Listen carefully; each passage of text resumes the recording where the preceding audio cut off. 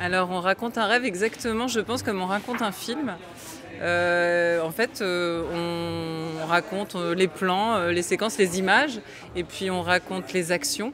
Et puis on raconte aussi parfois les souvenirs de paroles, de répliques en fait. Et de temps en temps, moi, quand je rêve de chansons. Donc il y a des chansons qui apparaissent, des bouts de chansons comme ça. Donc je pense que le rêve et le film, pour moi, c'est un peu deux espaces qui sont en continuité. Et j'ai vraiment l'impression que quand je raconte mes rêves dans mes carnets tous les jours, parce que je rêve énormément, je raconte des séquences de films en fait. Donc, le rêve, c'est avant tout des images, ouais. C'est avant tout des visions. Mais dans ces visions, il y a parfois des actions, il y a parfois des choses qui se disent, et il y a parfois des choses qui se chantent aussi. Donc oui, c'est un ensemble. Pour moi, c'est un cinéma intérieur. Le rêve est un cinéma intérieur.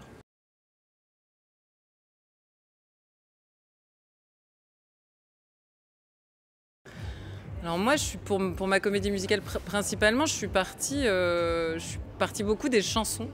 Ça a été le premier moteur, disons, qui m'a permis de développer l'intrigue.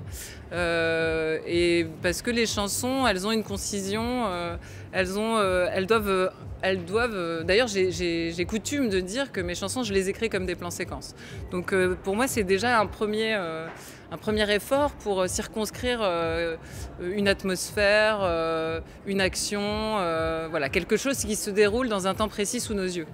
Et quand j'ai écrit par exemple la chanson Cannes, ça se passe sur la Croisette, à la buanderie du Martinez. Donc on évolue comme ça d'espace en espace et on y voit des personnages, David Lynch, Catherine Deneuve, voilà, on y voit des personnages, des acteurs en fait.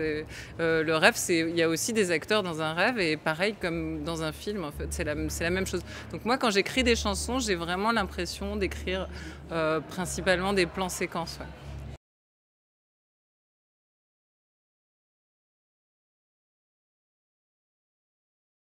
Alors oui, on va retrouver beaucoup de choses de ce que je développe dans mes albums. On va le retrouver.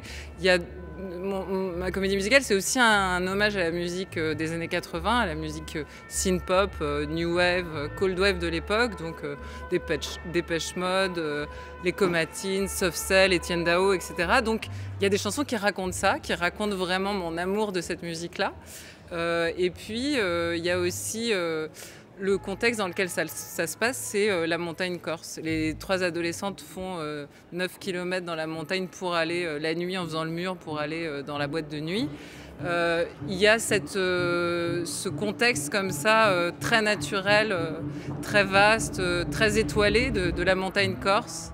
Ça va la musique? On est à Cannes, on est à Cannes, on est à Cannes. Donc voilà, il y a à la fois mon amour de la musique, il y a à la fois mon amour du territoire corse, ses paysages, ses odeurs. Et puis il y a aussi toutes les histoires qui constituent la Corse et notamment l'aspect fantastique de ma comédie musicale. Il se développe aussi sur un personnage de Mazera, qui est une sorte de chaman corse en fait.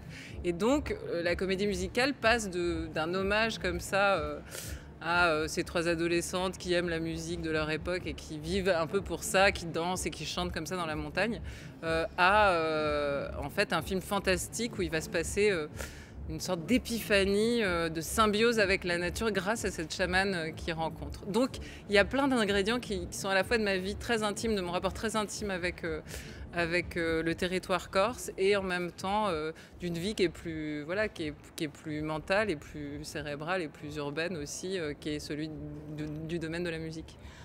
Le territoire de l'inconscient, c'est quelque chose de toujours très important pour vous. Oui.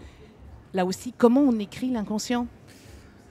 Alors je pense que c'est un peu ce qu'on se disait sur le rêve tout à l'heure, c'est-à-dire je pense qu'on écrit beaucoup l'inconscient en images. Parfois, en fait, ça vient par flash. J'ai l'impression que les rêves, c'est quand même des flashs qui nous envoient des informations et qui mélangent d'ailleurs des souvenirs, qui mélangent des intuitions qu'on peut avoir, qui mélangent tout un rapport au monde qui est de l'ordre plutôt de l'indicible. Et du coup, les images, pour moi, c'est vraiment le médium le plus fort pour pouvoir raconter ces flashs.